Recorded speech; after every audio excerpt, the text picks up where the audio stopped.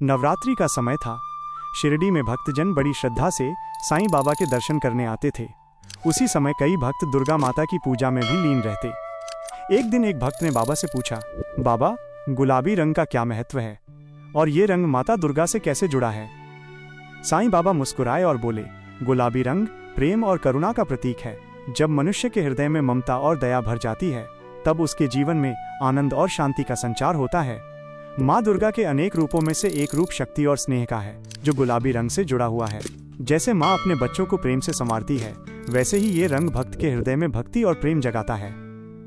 बाबा आगे कहने लगे, नवरात्रि में दुर्गा माता के 9 रूप पूजे जाते हैं। प्रत्येक दिन का रंग अलग होता है।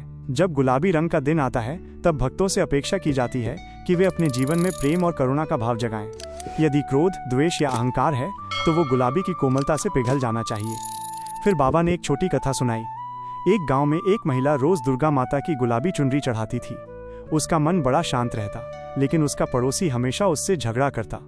एक दिन महिला ने सोचा, मैं रोज माता को गुलाबी चुनरी चढ़ाती हूँ, लेकिन अगर मेरे मन में द्वेष है तो ये रंग अधूरा है। उसने अपने पड़ोसी से क्षमा मांग ली। उसी रात उसे स्वप्न में माता दुर्गा के दर्शन हुए और माता बोली, बेटी, गुलाबी चुनरी तो तुमने मुझे चढ़ाई ही है, पर सच्ची चुनरी तो वो है जो तुमने अपने हृदय में ओढ़ ली है, करुणा और प्रेम की। साईं बाबा ने समझाया, बेटा, यही संदेश है।